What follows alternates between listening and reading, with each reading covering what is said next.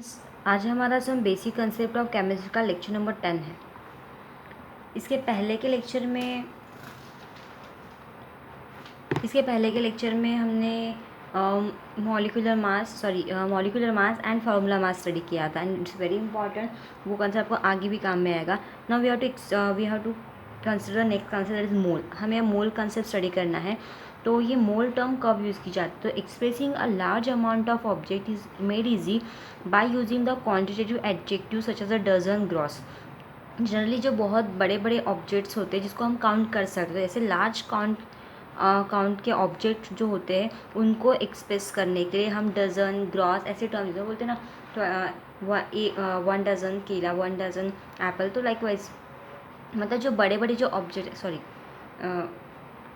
कि जो बनाना होता है जैसे डज़न, तो हम उसको काउंट करते हैं और डज़न में लेते हैं। तो ऐसे जो लार्ज काउंटेबल ऑब्जेक्ट जो होते हैं उसको हम एक्सप्रेस करने के लिए क्वांटिटेटिव एडजेक्टिव यूज़ करते हैं। और क्वांटिटेटिव एडजेक्टिव लाइक डज़न और ग्रॉस, मतलब क्वांटिटेटिव एडजेक्टिव मतलब हम उसको किस में गिनते हैं? डज़न और ग्रॉस में। तो इसको ही हम क्या बोलेंगे? क्वांटिटेटिव एडजेक्टिव बोलेंगे। सो expressing large count of object is made easy by using quantitative adjective such as dozen। ठीक है, तो लार्ज नंबर की जो क्वांटिटीज़ होती है उसको एक्सप्रेस करने के लिए हम डजन या फिर ग्रॉस ऐसे टर्म यूज़ करते। Now you know that even a small amount of any substance contain a very large number of atoms or molecule। आपको पता है कि कई बार ऐसा भी होता है कि स्मॉल अमाउंट ऑफ सब्सटेंस है, तो स्मॉल अमाउंट ऑफ सब्सटेंस में भी very large number of atoms और मॉलिक्यूल होते हैं। ठीक है, बहुत ही ज़्यादा नंबर के एटम्स और मॉलिक्यूल वहाँ पे रहते हैं। And we use a quantitative adjective moles to express the large number of सब microscopic entities like atoms, ions और molecule present in that substance. Dozen और ग्रॉस का भी होता है जब बहुत बड़ी बड़ी क्वांटिटीज़ है, मतलब जिसको हम गिन सकते हैं। ऐसे क्वांटिटी को काउंट करने के लिए या फिर उस ऐसे ऑब्जेक्ट्स को काउंट करने के लिए, उसको एक्सप्रेस करने के लिए हम जो क्वांटिटेटिव एडजेक्टिव यूज़ करते हैं वो कौन सा होता है? डजन और ग्रॉस होता है। ठीक है, लेकिन अगर कोई सब्सटेंस है, स्मॉल अमाउंट ऑफ सब्सटेंस भी है, लेकिन उस स्मॉल अमाउंट ऑफ सब्सटेंस में बहुत ज़्यादा नंबर के एटम्स या फिर मॉलिक्यूल्स अगर है, मतलब वो सब्सटेंस अगर बहुत सारे एटम्स और मॉलिक्यूल से बना है, तो we use a quantitative adjective mole to express a large number of सब माइक्रोस्कोपिक एंटिटी।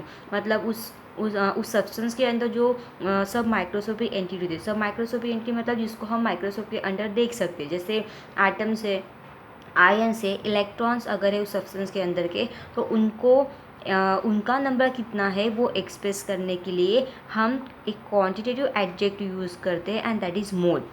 ठीक है, मतलब स्मॉल अमाउंट ऑफ सब्सटेंस है बट उसके अंदर बहुत ज़्यादा नंबर के पार्टिकल्स है, एंटिटीज़ है। मतलब क्या है? एक तो एटम रहेंगे, आयन रहेंगे, छोटे छोटे मॉलिक्यूल्स रहेंगे, इलेक्ट्रॉन्स रहेंगे। तो उनको मेजर करने के लिए, उनका काउंट कितना है वो एक्सप्रेस करने के लिए हम क्या यूज़ करते हैं? क्वांटिटेटिव एडजेक्टिव दैट इज़ मोल। हम क्या यूज़ करते हैं? मोल, ये टर्म उसको एक्सप्रेस करने के लिए यूज़ करते हैं। ठीक है, मतलब छोटा सब्सटेंस है बट उसमें लार्ज नंबर ऑफ एंटिटीज़ है, लार्ज नंबर ऑफ पार्टिकल्स है, लार्ज नंबर ऑफ एटम्स है, आयंस है, मॉलिक्यूल्स है, इलेक्ट्रॉन्स है। तो उनको रिप्रेजेंट करने के लिए, उनको एक्सप्रेस करने के लिए हम कौन सी टर्म यूज़ करते हैं? मोल्स, ये टर्म यूज़ करते हैं।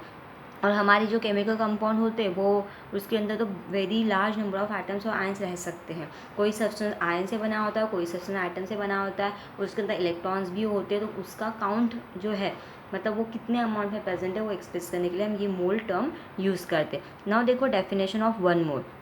अब 1 मोल मतलब कितना होता है? 1 mole is the amount of substance that contains as many entities or particle as there are atoms in exactly 12 gram of carbon 12 isotope, 12 gram and nothing but the 0.012 kg।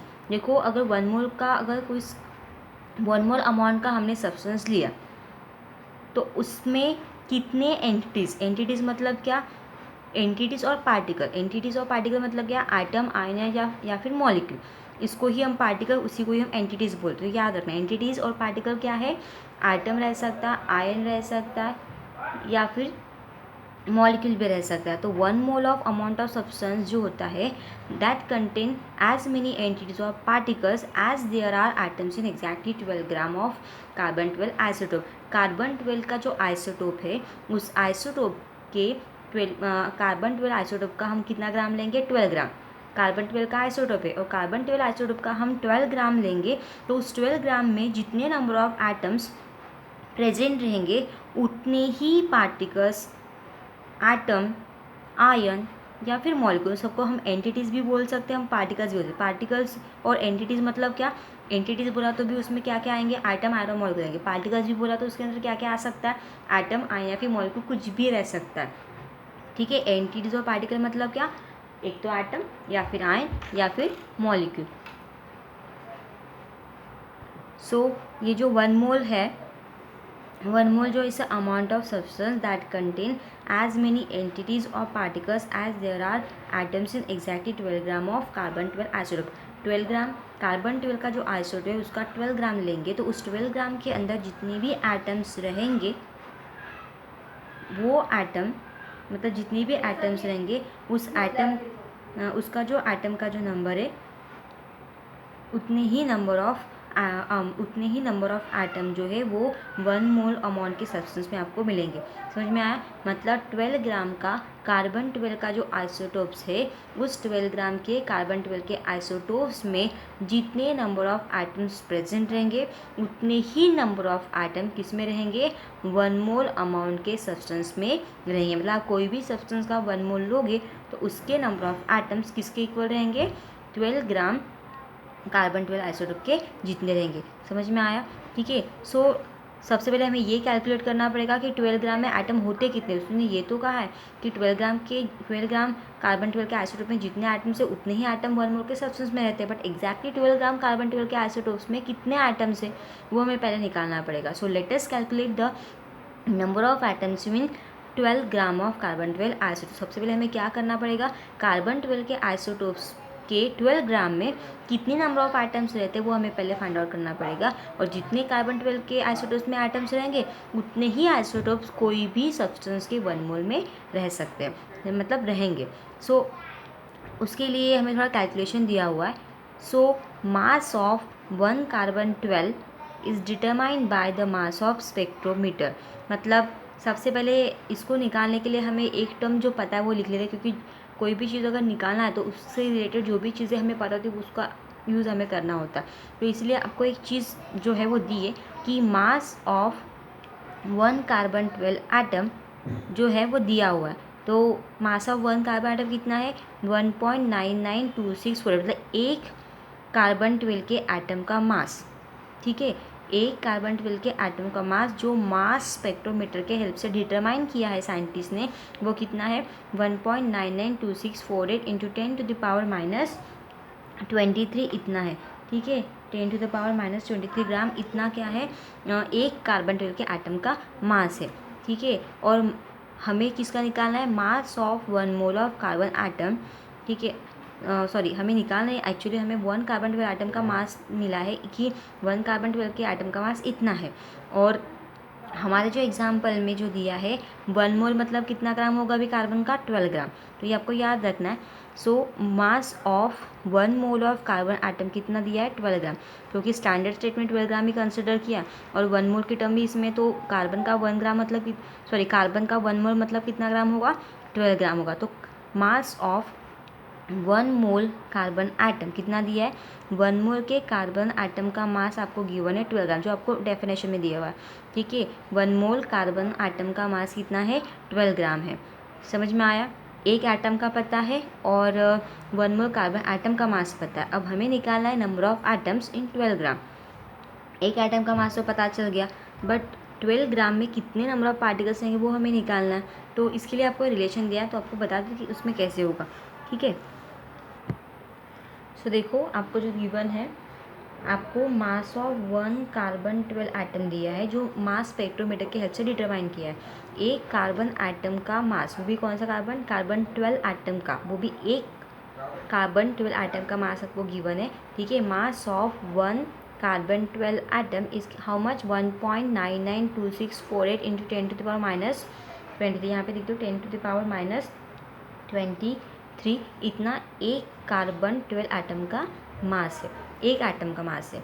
ठीक है, लेकिन हमें जो गिवन है वो कितना है, 1 मोल कार्बन एटम दिया है। तो mass of 1 mole carbon atom का कितना है, 12 ग्राम है। ठीक है, अब हमें ये देखना है कि इस 12 ग्राम में 1 मोल कार्बन एटम में मतलब 12 ग्राम में कितने नंबर ऑफ एटम्स है अकॉर्डिंग टू डेफिनेशन। ठीक है, तो इसको हम बाय रिलेशन लिखेंगे कि 1.99268 इंटू 10⁻⁻23 ग्राम में एक ही एटम होता है, क्योंकि एक ही एटम का मास है ये, 1 कार्बन 12 एटम का मास इतना है। ठीक है, मतलब इतने ग्राम में एक ही एटम है, तो 12 ग्राम में कितना एटम, और 12 ग्राम मतलब 1 मोल ऑफ कार्बन। हाँ, ये याद रखना, 12 ग्राम मतलब क्या, 1 मोल कार्बन एटम होता है। ठीक है, 12 ग्राम में मतलब 1 मोल में कितने एटम से वो हमें पता चल जाएगा बाय क्रॉस मल्टीप्लिकेशन। मतलब इतने ग्राम में एक एटम का मास स्पेक्ट्रोमीटर से निकाला तो इतना ही पता चला। इसका मतलब क्या कि इतने ग्राम में एक ही एटम है, तो 1 मोल मतलब 12 ग्राम में कितने एटम है हम वो निकालना, हम क्या करेंगे, क्रॉस मल्टीप्लाई करेंगे। So 1.99268 into 10⁻⁻23 into x is equal to 12 into 1। ठीक है, अब देखो यहाँ पे x हमें निकालना है, तो इस टर्म को हम पूरा इधर शिफ्ट कर देंगे। सो x इज इक्वल टू 12, ये मल्टीप्लिकेशन में यहाँ पे डिवीजन में जाएगा 1.99268 इंटू 10⁻⁻23। तो अगर हम इसको कैलकुलेट करेंगे तो हमें आंसर मिलेगा x is equal to how much 6.021367 into 10⁻23। तो ये 23 अब नीचे जिसको भी सॉल्व करेंगे तो ये ऊपर जाएगा, तो इसका माइनस साइन प्लस हो जाएगा एंड इट बिकम्स एटम पर मोल। ठीक है, ये क्या है, नंबर ऑफ एटम है। What is x, x it's a number of atom in 12 gram, number of atom in 12 gram of carbon 12 isotope. ठीक है, कार्बन 12 आइटम के आइसोटोप्स में कितने नंबर ऑफ एटम है, 6.0221367 टू 10⁻23 इतने एटम्स प्रेजेंट है। 12 gram carbon के मतलब 1 मोल कार्बन में इतने पार्टिकल्स है, तो आप कोई भी सब्सटेंस का अगर 1 मोल लोगे तो उसमें भी क्या प्रेजेंट रहेंगे, इतने ही पार्टिकल्स प्रेजेंट रहेंगे। And that considered as 1 mole is the amount of substance that contain 6.0221367 to 10⁻23 particles। तो इसका मतलब क्या है कि कोई भी 1 मोल अमाउंट ऑफ सब्सटेंस में कितने पार्टिकल्स रहेंगे, 6.0221367 इंटू 10⁻23 इतने पार्टिकल्स कोई भी सब्सटेंस के 1 मोल में रहेंगे। मतलब आप कोई भी सब्सटेंस का 1 मोल लो तो उसमें पार्टिकल्स कितने रहने हैं, 6.0221367 इंटू 10⁻23 पार्टिकल्स रहेंगे। और पार्टिकल्स मतलब क्या, एक तो एटम रह सकता है, मॉलिक्यूल रह सकता है या फिर आयन रह सकता है। So note that the name of unit is mole and symbol for the unit is MOL mole. ठीक है, तो जो टर्म है, नेम जो यूनिट का वो क्या है, मोल है। ठीक है, नेम ऑफ यूनिट क्या है, मोल है, और यूनिट का नाम मोल है, बट उसको अगर रिप्रेजेंट करना है तो हम MOL मोल से रिप्रेजेंट करते हैं। देन उसके बाद नेक्स्ट पॉइंट है रिमेंबर का। रिमेंबर में आपको दिया है, बुक साथ में रखना। ठीक है, रिमेंबर में पॉइंट दिया आपको कि ये जो नंबर है 6.0221367 into 10⁻23 is known as a Avogadro's constant. इसको हम क्या बोलते हैं, अवागाद्रोस कॉन्स्टेंट बोलते हैं in the honour of Amedeo Avogadro's. इस नंबर का नाम क्या है, it is called as a Avogadro's number. ठीक है, और मोस्टली जब कभी आप प्रॉब्लम सॉल्व करोगे तो आपको ये टर्म बहुत बार आती है। अवागाद्रोस नंबर मतलब क्या, number of particles atoms ions present in 1 mole. 1 mole में जितने नंबर ऑफ एटम है, आयन है या फिर मॉलिक्यूल है, उसको हम क्या बोलते हैं, अवागाद्रोस नंबर बोलते हैं। 1 मोल में कितने रहेंगे, आप कोई भी सब्सटेंस लो उसका 1 मोल लो तो उसमें 6.0221367 इतना प्रेजेंट होता है। और आपको इतना बड़ा नंबर लेने की जरूरत नहीं, जनरली इसको इतना ही यूज़ करते हैं। 6.022 इंटू 10⁻23 इतने number of atoms ions molecule किस में होते हैं, 1 मोल के सब्सटेंस में होते हैं, और उसी को हम बोलते हैं Avogadro's number. And what is Avogadro's number, the number of particles atoms ions molecule present in 1 mole of substance. Avogadro's number मतलब क्या, ये नंबर, और ये नंबर क्या है, it's the number of atom ion molecule present in 1 mole of the substance. 1 mole में present जो atoms होते हैं उसका ये नंबर है। ठीक है, and in SI system mole symbol mol was introduce at 7 base quantity for the amount of substance. SI system में इस मोल यूनिट के लिए कौन से टर्म यूज़ किए, मोल यूज़ किया है, और इसके हेल्प से हम बाकी के यूनिट निकाल सकते हैं।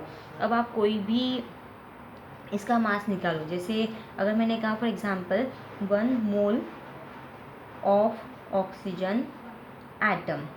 अब 1 मोल ऑक्सीजन एटम है, मतलब उसमें भी कितने ऑक्सीजन के एटम रहेंगे, 6.022, वही नंबर पूरा इंटू 10⁻23, इतने नंबर ऑफ ऑक्सीजन के एटम उसके अंदर रहेंगे। अगर मैंने कहा कि 1 मोल ऑफ वाटर मॉलिक्यूल, ठीक है, अगर मैंने कहा कि हमारे पास क्या है, 1 मोल ऑफ वाटर मॉलिक्यूल है, वाटर मतलब H2O मॉलिक्यूल है, ठीक है। अगर मैंने सेकेंड एग्जाम्पल लिया कि हमारे पास 1 मोल ऑफ H2O मॉलिक्यूल है, इसका मतलब हमारे पास कितने H2O के मॉलिक्यूल्स है, 6.022 इंटू 10⁻23, इतने H2O मॉलिक्यूल उसमें प्रेजेंट है। अगर हमने कहा कि 1 मोल ऑफ सोडियम क्लोराइड है, तो उसके अंदर भी क्या रहेगा, 6.0221367 इंटू 10⁻23, इतना फॉर्मूला यूनिट ऑफ NaCl वहाँ पे रहेगा, ठीक है, क्योंकि NaCl को हम मॉलिक्यूलर फार्मूला बोलने की जगह पे फॉर्मूला यूनिट बोलते हैं। तो ये हो गया हमारा मोल कंसेप्ट। तो आप कोई भी 1 मोल का कंसिडर करो, चाहे आप एटम कंसिडर करो, कोई मॉलिक्यूल कंसिडर करो, या फिर कोई आयनिक कंपाउंड कंसिडर करो, तो भी उसके अंदर 6.0221367 इंटू 10⁻23, इतने number of he particle, atom, ion या फिर मॉलिक्यूल प्रेजेंट रहेंगे। आप कोई भी सब्सटेंस लो बट उसका 1 मोल लिया, मतलब उसके अंदर कितने पार्टिकल्स रहेंगे, 6.0221367 इंटू 10⁻23। ये टर्म आपको बहुत अच्छे से याद आता है, इवन आपको ये 12th में भी काम में पड़ेगी। ओके, इवन 12th क्या, आप बिफोर इसके बाद में भी अगर आप कोई स्टडी करते हो सॉल्यूशंस के बारे में या फिर केमिस्ट्री के, तो आपको ये बाद में कभी काम में आएंगे। It's very basic concepts. Okay, now we have to consider the next topic, that is a molar mass. It's very important and it's very simple term, molar mass। इसके पहले हमने मॉलिक्यूलर मास देखा था, ठीक है, हमने एटमिक मास भी देखा, मतलब एटम का मास, मॉलिक्यूलर मास मतलब एक मॉलिक्यूल का मास, हमने फार्मूला मास देखा था, मतलब जैसे NaCl टाइप के आयनिक कंपाउंड है तो उनके लिए हम फार्मूला मास यूज़ करते हैं, ठीक है। अब ये मोलर मास क्या है वो हमें देखना है। So mass of 1 mole of substance, simple term है। मॉलिक्यूलर मास में एक मॉलिक्यूल का मास, एटमिक मास में एक एटम का मास, तो मोलर मास में 1 मोल के सब्सटेंस का मास रहेगा, ठीक है। मोलर मास मतलब क्या, 1 मोल सब्सटेंस का मास। आप कोई भी सब्सटेंस 1 मोल लेते हो तो उसका जो भी मास निकलेगा उसको क्या बोलेंगे, मोलर मास। समझ में आया, the mass of 1 mole of a substance, 1 mole substance का जो भी मास रहेगा उसको बोलेंगे मोलर मास। अब वो 1 मोल का सब्सटेंस एलिमेंट भी रह सकता है, फिर कंपाउंड भी रह सकता है, और उसको हमें किस में लेना है, ग्राम में।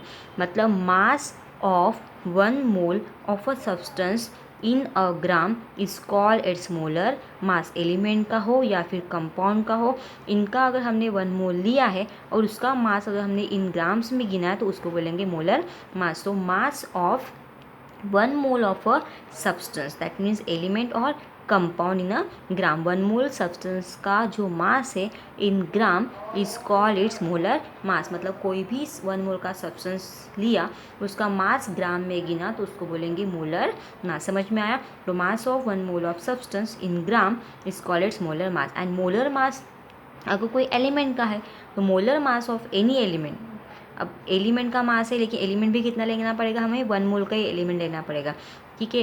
तो molar mass of an element in gram is numerically equal to the atomic mass of that element in unified mass unit. अगर हमने कोई एलिमेंट का अगर मोलर मास लिया है तो उसका मास उसके एटॉमिक मास के जितना ही होता है। जैसे आपको टेबल में दिया है, देखो, जैसे एलिमेंट हाइड्रोजन है, ये हाइड्रोजन ये एलिमेंट है, कार्बन ऑक्सीजन, तो हमने हाइड्रोजन का एटॉमिक मास दिया है आपको 1.0 यूनिफाइड मास यूनिट, क्योंकि एटॉमिक मास हम यूनिफाइड में लेते हैं। Carbon 12.0 unified mass unit, oxygen 16.0 unified mass unit. तो हाइड्रोजन इस एलिमेंट का एटॉमिक मास और मोलर मास सेम ही है। इवन कार्बन का, ऑक्सीजन का भी मोलर मास सेम है। तो ये आपको याद रखना कि एलिमेंट का मोलर मास मतलब क्या, 1 मोल सब्सटेंस का मास। अब सब्सटेंस में एलिमेंट भी रह सकता है या फिर कंपाउंड भी रह सकता है, लेकिन वो कितना अमाउंट करेगा, 1 मोल करेगा। 1 मोल का मास मतलब मोलर मास। और यहाँ पे तो ये चीज़ जो है वो क्या होगी कि एटम के एलिमेंट का जो एटॉमिक मास होता है that is equal to the molar mass. मतलब जितना एटॉमिक मास रहेगा एलिमेंट का उतना ही उसका मोलर मास भी रहेगा। Similarly molar mass of any substance existing as a polyatomic molecule, मतलब उसमें एक से ज़्यादा एटम अगर है मॉलिक्यूल में तो उस सब्सटेंस का मोलर मास जो निकालना है इन ग्राम्स में, तो वो भी numerically equal to its molecular mass या फिर फॉर्मूला मास यूनिट रहेगा। जैसे फॉर एग्जांपल आपको दिया कि पॉलीएटमिक मॉलिक्यूल ऑक्सीजन है O2, ठीक है। अब इसमें 2 ऑक्सीजन है, 2 ऑक्सीजन के एटम्स है, तो उसका अगर मॉलिकुलर मास निकाला या फिर फॉर्मूला मॉलिकुलर मास या फिर फॉर्मूला मास आप दोनों यूज़ कर सकते हैं। जैसे NaCl के लिए हम फॉर्मूला मास यूज़ करते हैं, O2 के लिए हम क्या यूज़ करेंगे, मॉलिकुलर मास। तो ऑक्सीजन जो है O2 जो है उसका मॉलिकुलर मास 32 है, क्योंकि एक ऑक्सीजन का 16, दूसरे ऑक्सीजन का 16, 16 + 16 32 हो गया। तो O2 का मॉलिकुलर मास है 32, तो उस O2 का मोलर मास मतलब 1 मोल का मास भी कितना रहेगा, 32 ग्राम मोल इनवर्स ही रहेगा। तो उस सिर्फ याद रखना यूनिट का डिफरेंस, मॉलिकुलर मास यूनिफाइड मास में, यूनिफाइड यूनिट में लेते हैं, यूनिफाइड मास यूनिट में लेते हैं, मोलर मास आपको ग्राम पर मोल लेना है, ग्राम पर मोल या फिर ग्राम मोल इनवर्स। इसको हम ऐसे भी लिखते हैं ग्राम पर मोल, नहीं तो फिर हम इसको इनवर्स लिखते हैं, ठीक है, पर ने लिखा तो। H2O ये सब्सटेंस का मॉलिकुलर मास है 18.0 यूनिफाइड यूनिट, और उसका मोलर मास भी उतना है। अगर हमने 1 मोल का वाटर भी लिया तो भी उसका मास उसके मॉलिकुलर मास के जितना ही रहेगा। NaCl का मॉलिकुलर मास और उसका 1 मोल का मास मतलब मोलर मास सेम ही रहेगा, ठीक है। अब यहाँ पे देखो थोड़ा सा एक कन्फ्यूजिंग पॉइंट है, molar mass of oxygen atom अगर निकालना है, एक ऑक्सीजन एटम का मास निकालना है, तो उसके लिए मोलर मास मतलब 1 मोल मतलब कितना अमाउंट होता है, 6.022 इंटू 10⁻23 एटम पर मोल ये लेंगे, प्लस एक ऑक्सीजन का मास एटमिक मास हम 16 यूनिफाइड यूनिट लेंगे, उसके बाद मल्टीप्लाइड बाय, क्योंकि कोई भी आइटम का मास निकालना है तो उसको हमें किससे कंपेयर करना होता है, स्टैंडर्ड से कंपेयर करना होता है, उसके रिलेशन से हमें निकालना होता है। इसलिए ये जो 1.66056 इंटू 10⁻24 ग्राम पर यूनिफाइड मास क्या है, it's 1/12 of the mass of carbon 12 atom. तो हमें अवोगाड्रोस नंबर मतलब 6.022 इंटू 2023 जो 1 मोल में पार्टिकल्स प्रेजेंट है उसका नंबर है, प्लस ऑक्सीजन का 16 और कार्बन 1/12 ऑफ द कार्बन 1.66056, इतना टर्म लेना है, इसको मल्टीप्लाई करेंगे तब जाके आपको आंसर मिलेगा 16.0 gram per mole. It's a molar mass of oxygen, मतलब सिंपल 16 मिलने वाला है, ठीक है। तो इस लेक्चर में इतना ही, इसके बाद के लेक्चर में हम प्रॉब्लम्स लेंगे और आपका एक लास्ट टॉपिक बचा है। प्रॉब्लम्स और लास्ट टॉपिक बताने के बाद आपकी एक्सरसाइज और ये टॉपिक आपका ख़त्म हो जाता है। Thank you.